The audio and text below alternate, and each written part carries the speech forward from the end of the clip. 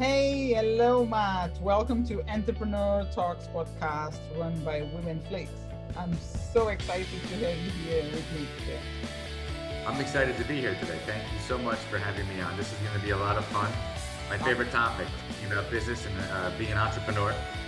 This is great. So before we start, tell me, where are you talking from? Right now, I'm sitting in my home office, as you can see with the Peloton bike behind me, in Delray Beach, Florida, which is one of our locations. We also have a location in northern New Jersey. It is hot there right now, or it's cold? That's a trick question, because if I say it's hot, if I say it's cold, I mean, the past few days it's been cold. It's been waking up, it's about 45, 50 degrees in the morning, and then it's been getting up to about 70. But for this time of year in South Florida, that's really cold. But why? It's really unusually cold in the morning. 45 degrees. So what are you talking about, Fahrenheit or Celsius? Fahrenheit. It's Fahrenheit. I don't know what is that. I can't do that conversion for you. I don't know, but me either. it shouldn't be that cold in South Florida this time of the year. But I go to walk the dog. I have to put on a winter coat. Oh, so it's cold then, because I think it's summertime now. Or I don't know. I don't really know. You're in London and I'm in South Florida, so I don't know what season it is by you, but here it's the middle of the winter, and usually it hangs around 70 or 80, but it's going to warm up again this week. So I apologize to everybody who's listening who's in really cold weather. That's all right. No, we are on winter as well. No winter. Yeah. So it's cold. And actually the last few days it's getting icy. It looks like it's going to snow. I just talked to somebody yesterday, and a friend of mine who lives in 2 hours outside of London, and he said it's just been terrible there. Yeah, it's been quite cold last year. Before, after Christmas. Anyway, so let's go back to Matt. Let's forget about where we are. We are so close anyway, right? Because these days with the internet we can be anywhere. Actually, we're here. Very easy. We're here. We're together in 2 seconds. That's correct. Yeah. So Matt, tell me about yourself. Can you tell me 3 things that you can say this is Matt? 3 things about me. So one, I'm very service oriented. Everything I've always done has been about helping other people. Going back to being, I can even remember being 10 or 11 years old and just helping people at the local there's a YMCA, which is a community center where I live, and being very active, helping people and volunteering and working at summer camps when I was, 14 or 15 to almost 20 years old. It's all about this satisfaction. This is the most important thing really about me. If you even ask me one thing, it's this. I love to really get the satisfaction out of the feeling you get when you impact somebody else's life and when you help other people. So that's one thing about me. The second thing, I'm very committed and sort of dedicated, and I have a lot of grit. So whatever I get myself involved in, I go all in. So you never really get an experience with me where it's just 10% or 50% or even 80 or 90%. If I'm in, I'm in. It's been good. That's been a huge part of business for me, but it's also been any place that I've worked over the years earlier on, as an employee. Even if I wasn't happy or I wasn't feeling like this was the best thing for me, I still went all in and I gave it my best. The third thing about me is I'm very, very focused on being part of being involved and engaged in my family, my immediate family, my wife and my children. And that comes from a background that I had as a child. I didn't have I didn't have any of that really in my own life. I had, some people would call it dysfunctional, but I grew up in an environment that was something where I learned a lesson in life. I wanted to be able to provide for my kids the type of experience that I didn't have. So that's something very important about me. I used to even put my business before my family, but I don't do that anymore. Now it's my family comes first, my business comes second. And somewhere in between there, I balance it all where I try to put myself one or two also, to make sure that I don't lose sight of myself. That's really good. That's really good. Yeah. Good teaching already, straight away. But And I'll tell you one important thing that you didn't hear me say, which is it's so important. It's as I've gotten older and I've evolved and matured as a person, but also as a business owner. In that top 3 is not money, because that does not bring you happiness. And it doesn't do anything for your soul. It brings you fun and it brings you comfort, but it doesn't bring you the true things that you need in your heart as a human being to really be in a good place. And none of those aren't those. Many of us are driven by money, but when you reach a certain point in your life and you realize it's important, it's a tool to have it, to have what you need, you also realize that having it doesn't give you happiness in your family. It doesn't create things like I mentioned before with grit and discipline and commitment and being reliable and being of service. Money doesn't do any of that for you. That's so true. I do agree with you. And I totally, yeah, so true. So tell me, and thank you so much for this amazing answer. We can stop now. No. And what about, so you said you are a business owner, and the business owner, tell me about your business and how long you've been doing what you're doing. Yeah, my business, it's a lot of fun actually. I'm in a service business. We solve IT problems for other businesses, for business owners. And we do it through IT strategy and planning, at first. So we really try to connect with business owners that really take their IT seriously and they realize it's the most important part of their business. Without their technology and it working, the business isn't going to work. And nowadays, which is really the present time, we used to say it was important and you want to have a modern IT infrastructure, but now it's a requirement. If you don't have IT infrastructure that really supports your business and growth plans, you're never going to reach those plans, those goals. So we step in as a strategist and we come up with plans with you. And we help you figure out the right model for your business. And it might be that what you're doing is okay. It might be that you need to change something or revise something. But then we put those plans into action. We put those systems and those solutions into place for you. And at the end of the day, we really do solve all of your IT problems, whether it's day-to-day IT problems or it's the problems of growth and expansion, scalability. So we do all of it. And to break it down into something very small, we call it the 3 C's: cybersecurity, cloud, and collaboration tools. And those are really the 3 most important things any business has to have now. And underneath that is all of your stuff. It's all of the things that make it all work, but that really does encompass everything that we help people with. What do you mean with collaboration tools? That's an awesome question. We're using one right now. So the ability to talk, to see each other, independent of the virus of COVID. This was all very important before, but to be able to collaborate and to be able to work remotely and to be able to see and speak with your vendors or your customers or people that you're going to be doing business with, you need to really have tools to collaborate. And it's not just, picking up your phone and talking on your phone. It's Right. really need to have the ability to really connect with people. And now it's a requirement. Now we have to have something. We work a lot with Microsoft Teams. That gives you an example. Microsoft Office 365, that's a collaboration suite.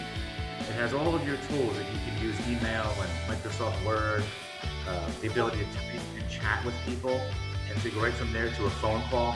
That's a very unified communication system. So that's collaboration. And now you must have collaboration. If I had to put those in order, the 3 C's, I couldn't say which one's actually more important than the other, because if you don't have a cybersecurity plan, you're going to get hacked. It's a guarantee. And your business can go down that way. If you don't have collaboration tools in place, you're not going to be able to sell or market or talk to people. So that's a problem. And if you don't have cloud, you have a whole other problem, because now you don't have a great backup solution and you don't have a great way to share files amongst yourselves. So all three of those, they all go together, the three C's. Essentials, yeah. And when you say you work with other companies, how big are the companies? Small, or what kind of companies are we talking about here? So we've been in business for a long time, and you asked me that before. So my company's been in business since 1999, and so because of that, we have businesses of all sizes. Okay. So we have some businesses that are 3 or 4 people that are law firms. They rely on us, but we also have businesses that have almost 1,000 people. And the thing is, what happens with those different sized businesses, and you have our sweet spot, which is probably, I don't know, 30 to 150. And depending on what the business needs, we offer different services. So for the 1,000-person firm, they don't need all of our day-to-day services. They just need the IT strategy and the collaboration, where maybe we give them some guidance on what maybe a cybersecurity plan should be, or we give them guidance on how to move to the cloud because they're not sure. It's more consulting, and it's more of a trusted advisor. And then when you really come down to maybe 300, 400, 500 people in the company, sometimes they want us to actually put some IT staff on site. And we do that for some people. And so we'll give them a few IT support or engineer staff. And then on the other side of it, we'll act as also a trusted advisor. So they're still getting the mix of trusted advisor and consulting and all of that, while they're still getting some other services from us. And then when you go down a little smaller, maybe there's 100 people, they need everything from us. Because now you have a company that has a couple of owners.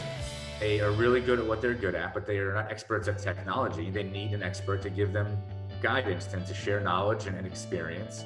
And that's what we do. And so we could do all of their day-to-day support remotely from our office. We handle things like their antivirus, and we handle things like their cybersecurity systems. We put them in the cloud. We do all their day-to-day IT support. So, all of those different things, depending on how large or small the company is, we do all of those, but every single one of those starts with the same thing. Do we have the same point of view? Do we have the same perspective on the importance of the technology? Because if we don't, we're going to try to convince them of what they should do versus collaborating with them and having really, really fun, creative conversations about their business. So we tend to attract business owners or business leaders that really embrace technology. And then we have these really awesome conversations where we help them transform their companies. That's what we really do. And it sets them up. And right now is a very transformational period in history, but also in our economy and also in business. If you're in business right now, it's transformational. You have to do things right now to set yourself up for the next 1, 3, 5, 10 years. And technology is at the foundation of that. Yeah. Really, it's true. Yeah. When I'm just like, when you're talking, I can see that you know exactly what you're talking about.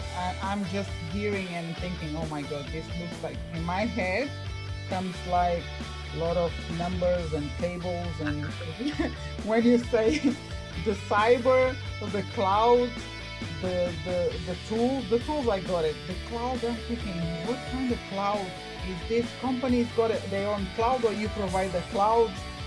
Because the cloud is a big thing. Do you need to teach them to use things like the tools? Example, when you say you show them collaborative tools, but do you also end up to teach them depending on the situation, depending on the business, right?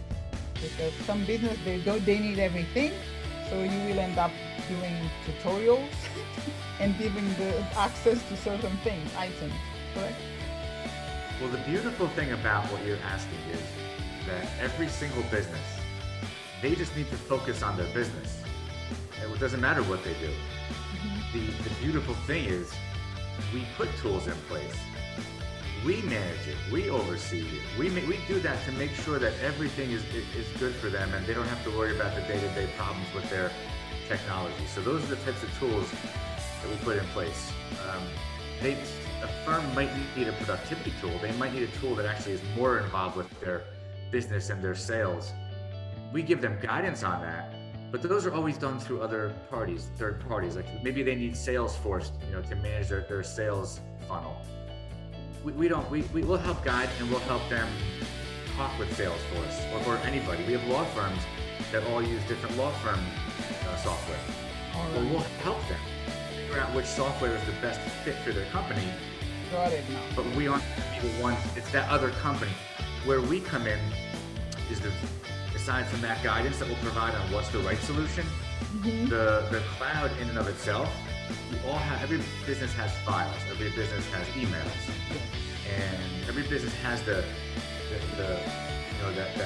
stuff that they need to keep somewhere and that they need to be able to collaborate on internally.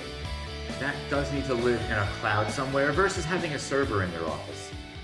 For the past 25 years, everybody had servers in their offices. Well, the stuff that's on those servers isn't really safe in your office. It's safer, it's more secure, and it's easier to use, and it gives you more of a mobile environment to have it in the cloud. So the cloud we use Amazon, we use Microsoft Cloud, and depending on what's the right fit, we'll move your infrastructure into one of those clouds. But the whole idea is that you don't have to think about anything. Wow. We do the planning, and we help you figure out the cloud journey. But the reason you would move to the cloud and the reason you're there is because you want things to be reliable and simple and streamlined and highly productive, and you want to have backup. And so by moving to the cloud, you get that, so that you don't have to think about anything. So there's nothing for you to learn. You trust us, and that's why we kind of have a seat at the table. We sit next to you almost as a co-executive, and we give you the technology guidance. If you're a lawyer, if you're an accountant, if you're a manufacturer, if you're a construction company, you have to go focus on that. You shouldn't be spending your time thinking about technology. Every minute you spend thinking about that is time you're wasting when you could be growing your business or servicing your clients. And that's what we do. We think about that for you, and we come to solutions with you, but then we go solve all the problems. And once they're solved, we keep everything good. We keep it healthy. So that when the inevitable happens, I just did a video last week, and this is it. When the inevitable 100% guarantee attempt to hack your company, when it happens, it's guaranteed somebody's going to try and break into your company. When it happens, you're prepared. And so it isn't 100% guarantee that you're going to get a crypto virus and have to pay a ransom or try to recover from an outage. Right. What you're doing by putting all these solutions in place is you're making it so that when something does happen, you're fine. You're fine. You have a minimal impact, and you aren't one of those people that we hear stories about and that I tell stories about all the time. Oh. So I gave you a long answer, but it's very important to know that people. The idea is to not have to think about your technology. It's to trust somebody that will think about it for you and solve the problem with you and on your behalf that you can trust. That's what we do. That's who we are. Me too. We do the same. And I understand what you mean. Not the same on IT because I'm not an IT expert, but when it comes to people trust us, we need to trust and let us do our work. So it's going to be smooth and beautiful. So thank you. I have a question for you. Yes. We both just said the same thing to each other, and we both used the same word, which is trust. What do you think creates that trust for anybody who's going to choose to work with you? Or you can ask me the same question. What do we each think creates the trust, which is the most important thing with any business relationship? If somebody's going to choose to work with either one of us, how do we gain somebody's trust? I think it's through our own confidence as well. That was my answer. when we tell that person or that client like what we do, because it's very important. Even today I was listening a podcast and Tony Robbins was saying that, because he said you need to be confident because you're not going to present yourself okay, my name is Viola Bastos, I'm the owner, and I was laughing because my name is Matt Rosenthal, I do IT, and maybe I can help you. No, I know I can help you. I will say no, no, no, no, no. Sorry, you seem to me like scary. I don't want to trust this person. It's just the way we bring ourselves, and it's really important. So we got the same answer. Yeah. It's confidence. It's confidence backed by the ability to validate that you really do know what you're talking about. And that comes up with the conversations. As soon as you and I are talking now, you're probably beginning to realize that I know what I'm talking about. Yeah, I told you. Right? I just already. Yeah, and it's interesting. I talk with my company. This is an interesting value. I talk with people in my company on a regular basis about false confidence. And you have to be careful not to believe so deeply that you know something when you're wrong, because then you lead people down a wrong path. And I teach my technicians and engineers and project managers in my company, slow down, don't be afraid to be wrong, embrace being wrong, ask questions of your coworkers, and make sure that you have all of your information before you stand behind something. Because if you're not right, and then you lead your coworkers or a customer down the wrong path, it's a very painful experience. And so false confidence is also important to watch out for. Yeah. Because, you know, I come across people all the time who they like the vibe they get from me. They might want to work with my company or with me, but they've gotten a few other prices. That's always, well, I've got cheaper prices. I've got, okay. And then when we start to talk about that and we unpack what the other person was saying, and it's interesting when I hear about how much nonsense people say just to try and get business. Yes. And what ultimately happens is sometimes it takes a while. By me having conversations with a person who might want to work with us, but is also talking with other people, they begin to hear through our multiple conversations that they can begin to have true confidence in me. Because I'm not trying to sell them anything. I'm asking them questions, helping them come to their own conclusions. And through that process, people begin to have actual trust through the true conversations when you're really creating and thinking together. And they begin to question, well, why was I even talking to this other person? I didn't get that same feeling. And then they begin to have trust. So it's a process, and it takes so many conversations and so many interesting moments together to actually truly have the trust. Yeah. You know, it's true. That's true. Yeah, it's true. It's true. Amazing. Thank But you. don't have false confidence. No, doesn't work, because on the end of the day, like either on the end of the day or a few days after, it will come up. It will come up. You will end up showing that you don't really have the confidence to proceed with whatever you are saying you're gonna do. And then you will stress out. Because when I'm doing my work, I always think about, it's like I'm doing because I know what I'm doing, and I enjoy it because I know what I'm doing. And if I would go on the other way, just thinking, I don't know, because I'm gonna earn a lot of money, it's gonna be good money, but I will figure out how to do it, it will be devastating. Because inside ourselves, we just go down. It's true. It's just a machine, a faster way to go down. But people sometimes, there we go. It's people for everything. So it's some people that does that. Well, on the end of the day, I hijacked your questions. What was your next question for me? okay. I was about to ask you what stands for a good leader, because you've been in the you've been in the business for many years, and I believe like you look like you sound like an amazing leader. So tell me, Well, I'll tell you what makes a good leader, and I can only tell you up until my experience thus far, because I didn't start out as a good leader, and I don't know that I would sit here and say that I'm a great leader looking at myself, because I know how much more potential there is to keep getting better and better. But one thing is to have something which I developed over the years, which is empathy and compassion. So that's one of the most important things in order to be a good leader. You're not always right. You don't always know the right answer. And other people around you need to be heard and listened to and understood, because they have good opinions and good information. It doesn't mean that speaking of my company and me as the leader, that I'm always going to, I still make the final decisions on most things, but including everybody genuinely in conversations and in collaboration, and really being interested in hearing what people have to say. It's a more recent development for me over the past 5 years, but I also can tell you that prior to that, thinking that I knew everything and making so many mistakes and not having the true following of the people behind me. I don't want people to follow me because I own the company. I want them to follow me because they believe in me and they believe in the vision and they believe in my values. And so it's important to have compassion and empathy and to listen to the people around you.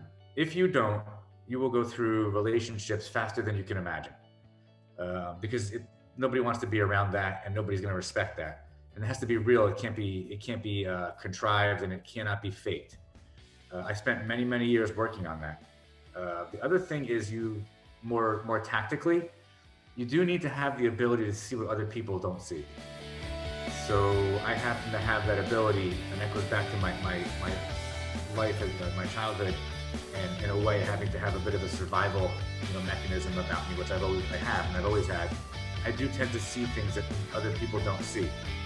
Wow. And I'm not always right about what I see, but I still see things that people around me just don't see, and I can point it out. And it's called having blind spots. Most people see right here. I see I see things that are behind me, and I see things that sometimes don't even exist. I mean that in a healthy way. I see risk. I see potential things, good and bad, which has created the opportunities for me that allowed me to grow the company the way that I have, in spite of risks, in spite of difficulties, in spite of a lot of things that most people would have simply given up or not done things. I see beyond it. I see down the road. I see all the potential. And that's very, very important, because it's very difficult to lead anything, a company, a group of people, a committee. If you're on a board of directors of something, it's very difficult to lead anything if you don't see what other people don't see. Because if you remove that, then are you really leading? I mean, what's really happening? If you see the same thing everybody else sees, then how are you leading? You're not. You're all doing the same thing. Somebody has to be able to be more than a wider view of what's happening. I'll give you a more something tangible that has nothing to do with my business. Everybody sees Bitcoin right now going up. I started buying cryptocurrency 4 years ago, and I saw what it was and what it could be, not because I'm in technology, because I understand in a bigger picture, the economy, things can only get so bad for so long in the economy globally before there has to be some sort of reset monetarily. So I began to buy cryptocurrency and Bitcoin and a few others. And then at my own fear, a year later, I sold them all. I made money, but had I held on to everything, it would have been worth a lot more. But it doesn't matter. I started buying again 6 months ago, and I keep buying. Every couple of days, I buy a little more, because I see what most people I know don't see, that our economy really is truly in need of a reset. And I think it was $6 trillion or however many, our money is worth nothing. The dollar bills you hold in your hands are worth nothing. They're worth less and less every day. And so what has value to me, gold and silver and Bitcoin and Ethereum, they now have value. And all of a sudden, if you watch the news, now Main Street, Wall Street, America is starting to buy it. They're starting to buy it. They're starting to adopt it as a store of value. I'm saying that because I see the opportunity and I'm getting behind it. I could lose all my money, but I believe that what I see and what I've educated myself on and the information that I've gotten is real. And so to me, I'm leading my family. I'm leading the people that I know. I'm leading in a way because I see things that people around me that are in my world don't see, and that they eventually will begin to follow because they have more confidence in everybody. But at that point, they're going to have missed the biggest potential expansion of their own personal wealth that they ever could have seen in generations. Wow. because they don't see the opportunity. They're not seeing it. I Just an totally, example. yeah. It's a really good example because I've got it. I don't understand anything about trading or bitcoins or so, but I see something there. But I don't know. Do you It's know? real. I can see that it's like to explain that I understood. I can see something there, but I still not know very well how to start. But I know when I get there, I will see more, more and more and more. Because it's a lot If of you know, you have a gut feeling, you should follow it. I don't know anything about trading. I don't trade. I buy the stuff and I hold it. Just like we buy stocks and we hold it. I buy less stock and I buy a lot of Bitcoin right now. And even if you don't have to, what is it today, $27,000, you can buy $1,000 worth. You don't, and still, if you buy $1,000 worth and it goes up 10 times in the next year, which I believe it will, you have $10,000. wow, yeah, Where are you going to get that? We're missing people who are only seeing this. Okay, what's in the middle of that is fear, and there's yeah, most people, everybody is driven by fear. In this case, fear of the unknown or fear of loss of your money is stopping you from potentially the greatest expansion of your own wealth that yeah. will be seen in generations. It's happening right now. It's happening right now, right around us. People are not seeing it, and that's so. There's leaders right now in that area. In technology, these are more macro things. But if you look at micro, when you look at your own company, Yeah. to be a leader in your company, you do need to see things other people don't see. And that's my second piece of advice. Learn how to see what other people don't see. And in order to do that, you need to get out of your own way and realize that you don't know everything.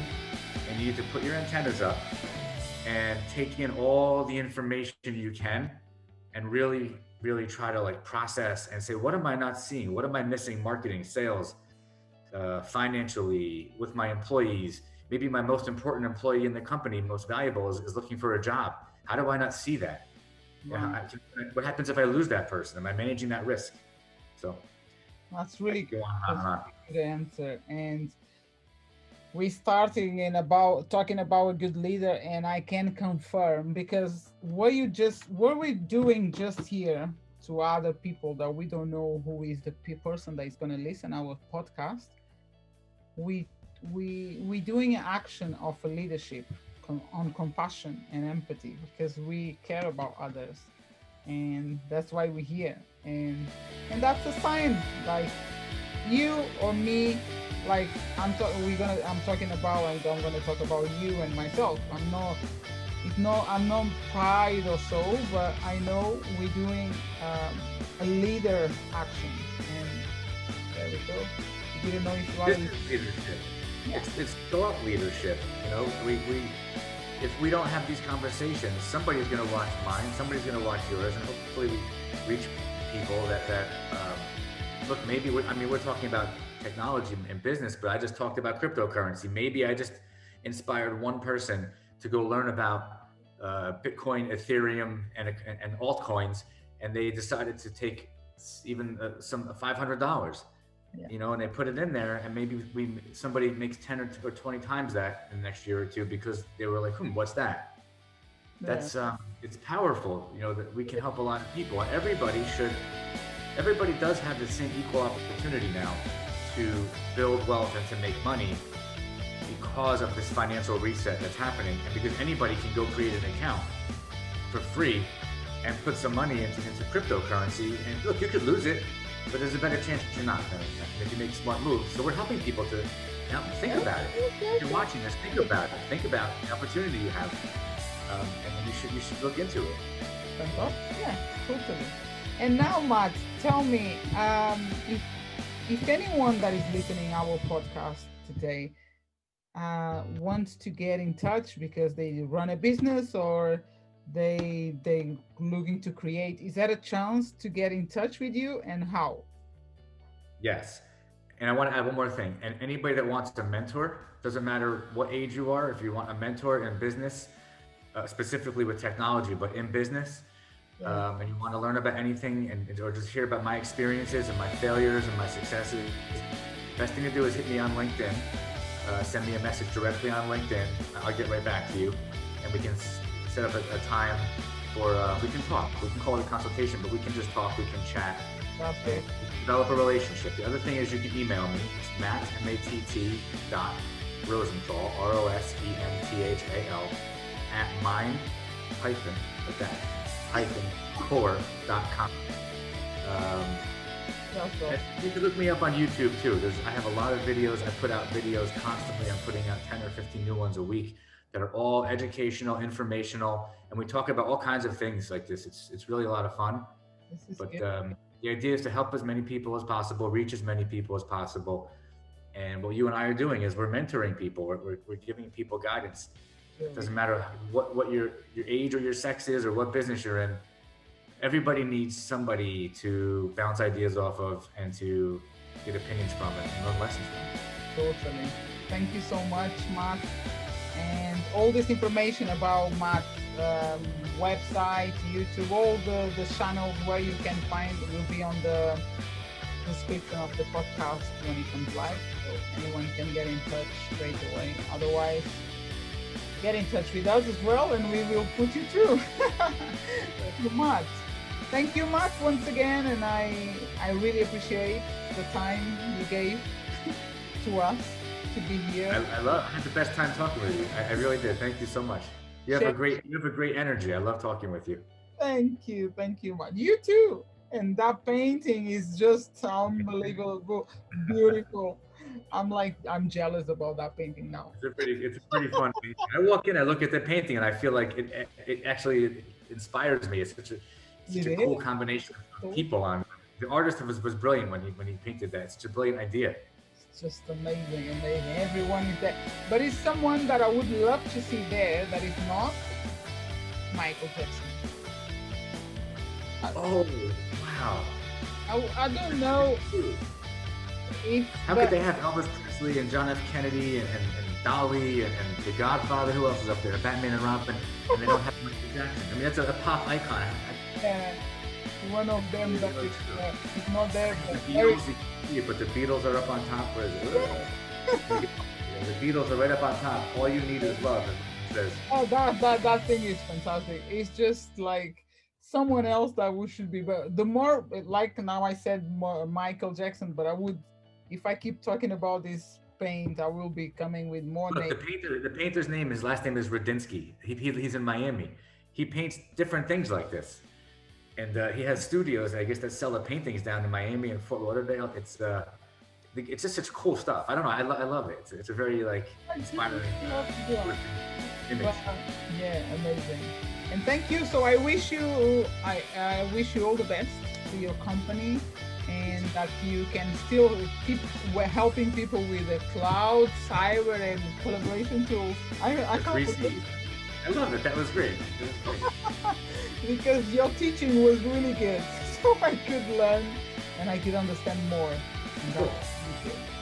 That's why I love to do podcasts. I learned so much. Awesome. Let's spread the word. Let's touch as many people as we can. Yes, totally. You take care, Matt, and I'm sure I'm gonna keep in touch with you. You will. Happy New Year. Thank you. God bless you.